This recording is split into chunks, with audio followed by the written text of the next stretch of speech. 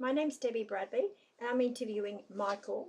He's kindly volunteered to talk a little bit about assessment at home and homework. Michael's the father of a 15-year-old boy. Yes. Yep. Michael, thank you very much for this time that you've given me. It's really appreciated. Welcome. That's good. Okay, so your boy, what grade's he in now? Year 9. Year 9. And what we're talking about today, because we haven't got a lot of time, is about assessment in particular. Um, Assignments that children take home from school. We could touch on homework a little bit. Just first off, has your son had to bring home? He's in high school now, obviously, but thinking back to primary up until now, work that has to be completed at home. Yes, that's right, yes. Quite often. He has, yes. And can you think of any particular instances that you could tell us about just briefly? In relation to... Important work that he's brought home that's had to be assessed. So assignments that he's going to be marked on.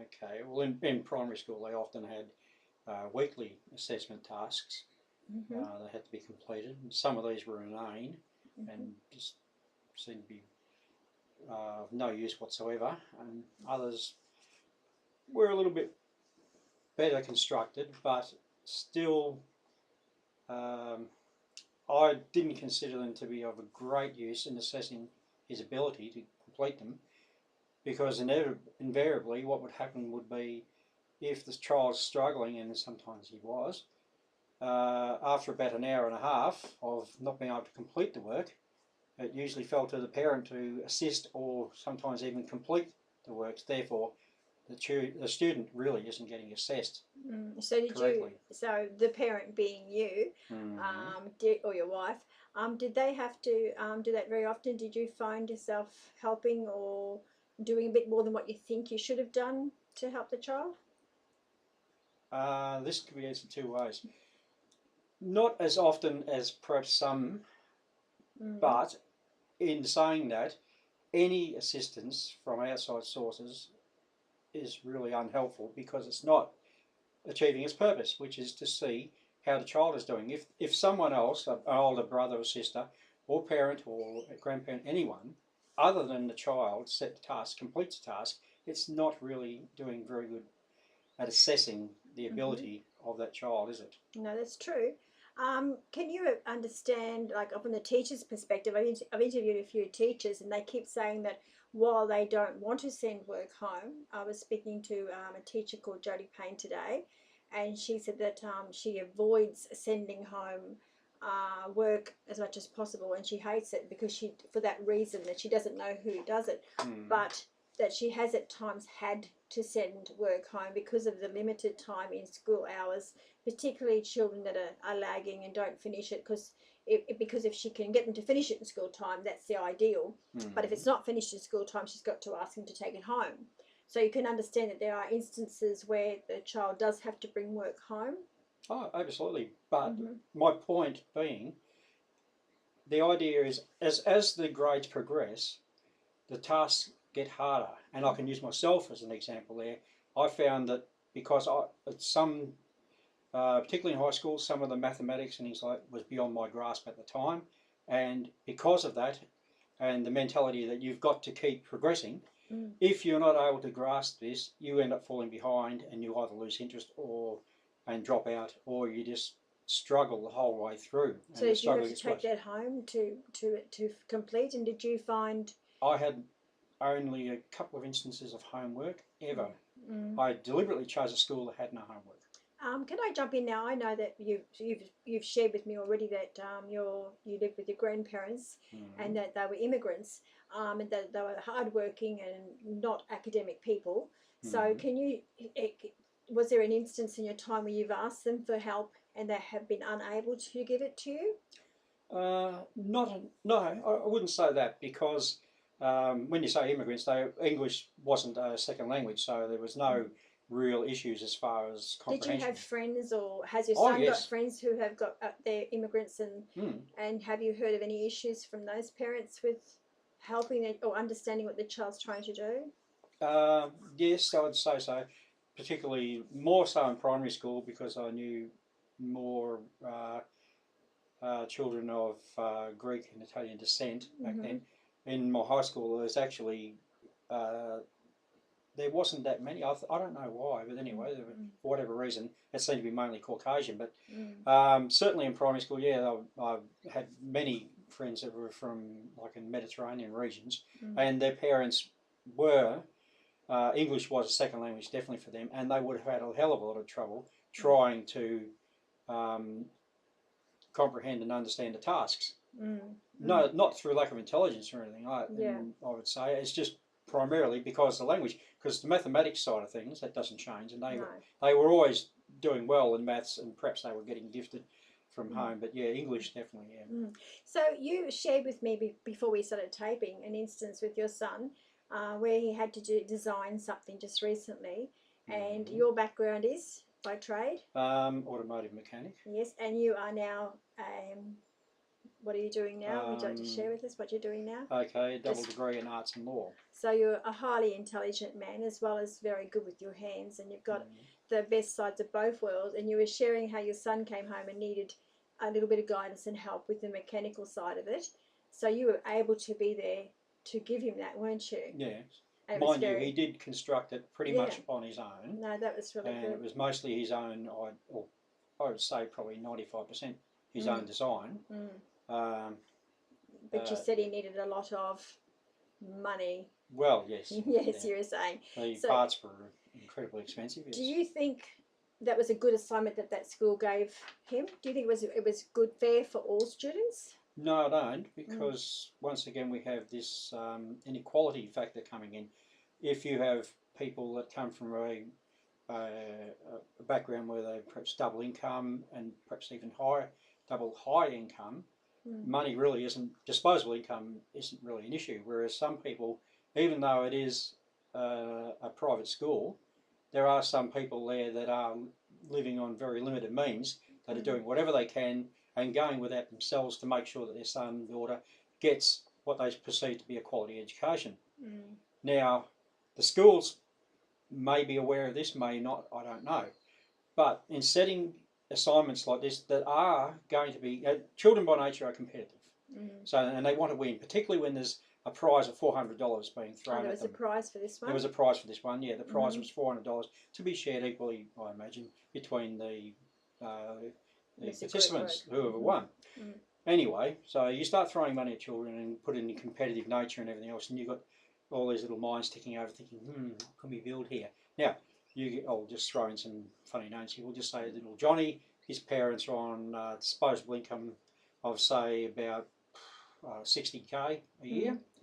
No worries. What do you want? Okay, go out and get it, or they might even go and source it out for them. The other one, they might have very, very limited disposable income, in which case, no, sorry, we can't afford to do that. Straight away, their project is likely to be judged less than the person that has the better income. So would that child be keen to compete, or do you think that peer pressure or embarrassment might be an issue in that instance? I think the second statement, the peer pressure thing, the embarrassment, and they know automatically, because they all talk to each other, that what are you doing? I'm doing this. I'm going to make a robot here with all this sort of stuff, robotics and things. What are you making? I don't know yet. That'll probably be the answer, because they know what they want to do, but they know a robot's out of the question for me, so they're thinking, okay, I'm not going to do anything. One teacher I spoke to said that there was an instance similar to that, and they said that the child in question, who did come from a very poor background and didn't share that with the other kids, basically said, it's dumb, I don't want to do it, it's stupid. So they did really want to do it, but they were saving face. Of course. So luckily this teacher was a very good teacher, and he knew his students, so he knew what was going on in the background, and he assisted him. But if you had a teacher that didn't know that, do you think that teacher could then perceive that child as a child that didn't care and didn't want to do it? Absolutely. And in fact, possibly rebellious, and dare I say it, even a troublemaker. So they could be judged. It's actually, like you say, it's someone that's just trying to save face. And as you go through into the teenage years, it becomes even more important to try and relate to your peers and be seen to be one as equal to them. As equal. If not a leader. What about, if for instance, now I myself personally, now if my child had come home with this thing that your child came home with, I couldn't have helped or given any ideas in any way or form because I have no mechanical background or engineering or building background whatsoever. If you'd asked me to paint a picture, if my child had come up with an artistic design or challenge, I would have been right up my alley. Yep. So I could have actually really helped that child. Whereas if your son had come home and said, "Dad, I need to do an artwork," you would have we'd be in trouble. You'd been in trouble. That's right. So you couldn't have guided him at all. No, not unless you wanted a cat or a dog or something with like whiskers. With whiskers. Yeah, I've heard about your artistic talent. Okay, so to sum it up, if you're a teacher, what is your feeling on important assessments? Okay.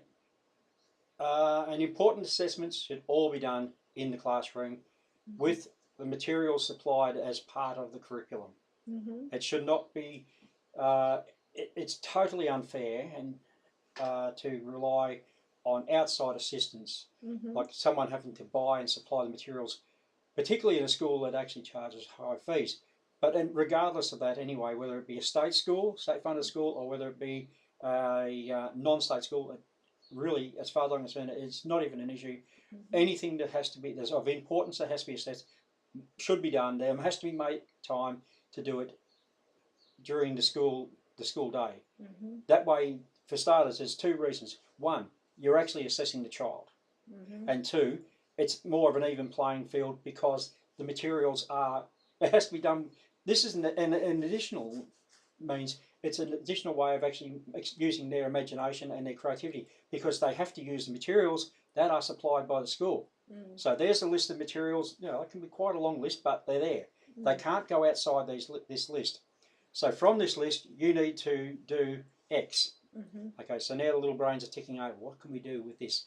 And the fact that it's done from that list, from prescribed list, by them in the school time means that no other outside interference can take place. You are getting a genuine appreciation of the ability of the child to imagine and construct. And that's good. For homework, okay, let's just say we do periodic assessments and things, and we find that, say, Billy is struggling a little bit with algebra, for say. Okay, he's doing okay with everything else, but he's struggling a bit with that. Okay, you can set these little mini tasks, so to speak, and hopefully they're done by the student themselves. Yeah. They're not going to be a pass or fail. It's just, we just want to find out. We don't want your parents to do it. We don't want any siblings to do it. We just want to see how you're going with this.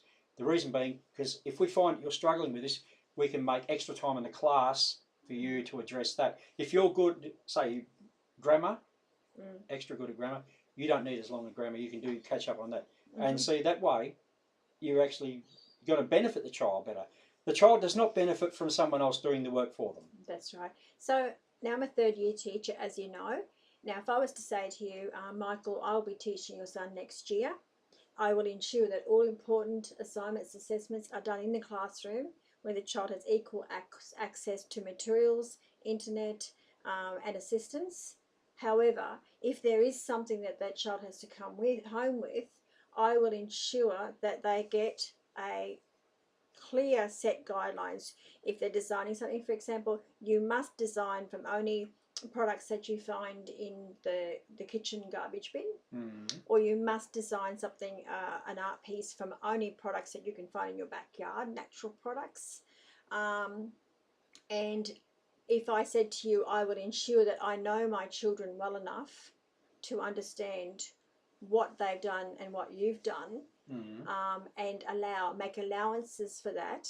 Also, for children that are challenged in their home life, who have a home discourse of problems, trouble, no assistance, perhaps parents that are too busy or don't even care, I will make allowances and I will ensure that they get some guidance at home. That I will also send out newsletters to general families, parents, asking anyone like yourself that might be able to come into the classroom and help a child or guide a child if they need adult. Sometimes some assessments say, ask dad to do this, ask mum to do that. And some caring parents who have time might come in. These are some ideas that I've got. Do you think they would be good ideas? Would you be happy to know that the teacher's trying to do that? Okay. Once again, this is an answer that requires two parts.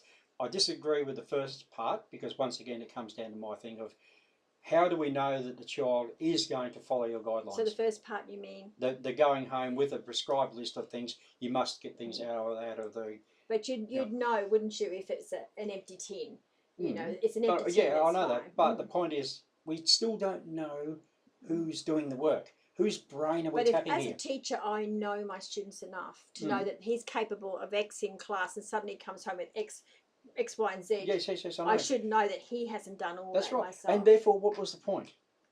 That's Apart right. from testing out the integrity of the child, there is some instances and finding where it as wanting, we really haven't done anything here. The second part, I'll run with that. I agree totally with the second part. You've got someone that's perhaps like, for example, you mentioned someone that the parents are either A, too busy, they're not there, they're double income working parents, or don't cares.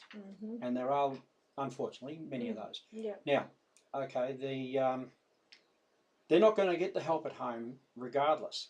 But, and they may even struggle in a classroom because they haven't got an engineering-oriented brain or construction-type brain or whatever for this project.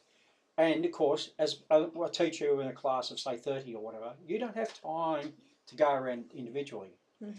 But if you've got volunteers, like we were saying about, you know, perhaps they can be grandparents or retirees or even former teachers, whatever, former people, former tradesmen, that can come in and offer guidance at school. And perhaps they can book in a time with That's them right. at lunchtime and say, And then, I'm going to book in exactly, for this time and then you can sit get with the assistance, guidance. and it's done then at school. But then again, and this also provides a positive role model to the child. There was another idea that my colleague Lisa and I, who is doing this, had, and that was, how would you feel if in your classroom at the beginning of the year we called parents in to have a meeting and we introduced them into a Facebook page designed specifically for parents and myself as a teacher and the principal, which was just Year 5 classroom. The students have no access to it, but the parents and the teacher and the principal can check in on this. And so it's a blog or a Facebook, and I can just pop in what the kids are doing.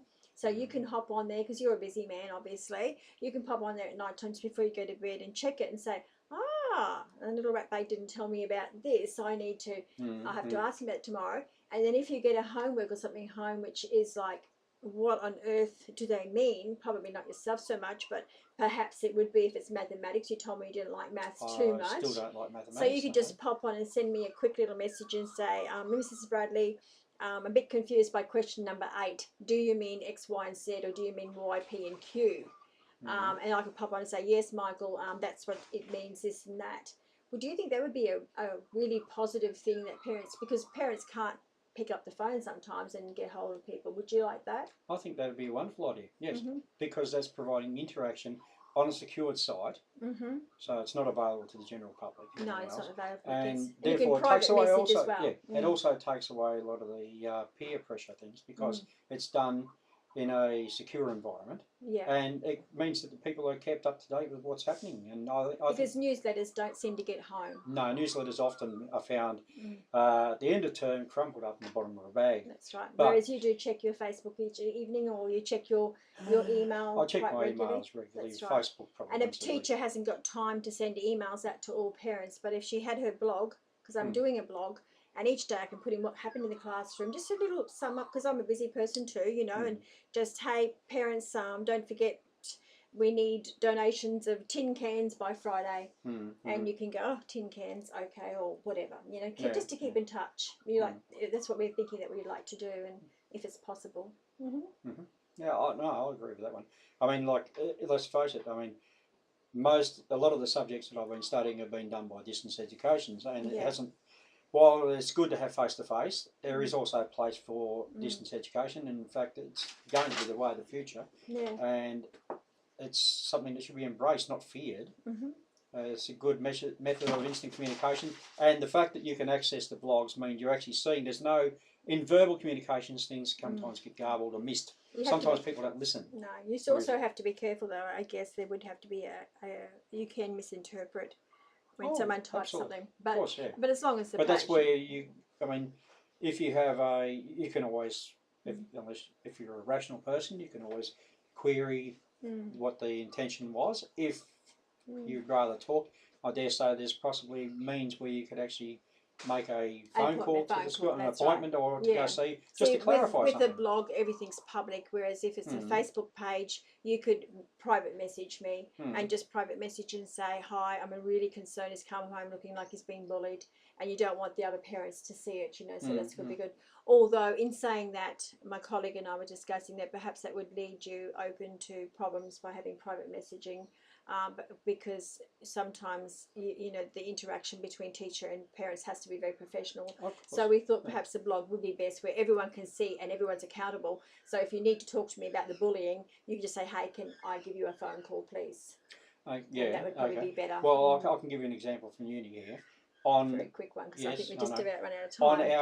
On our email site, every email, whether it's from you or to you, is recorded. That's right. Yes. So that we were told when we started uni, don't put anything in an email that you don't want people to find out about, because, so in other words, if you want to be threatening to another student or offensive to a lecturer, you will be traced because you have your IP address. But I mean, you understand that, but other parents there, unfortunately, especially you could have it in the terms a lot and of schools, there's parents that But anyway, we won't go there because we're talking about assessments. We're digressing. And assessments, so that would really help with home assessments too.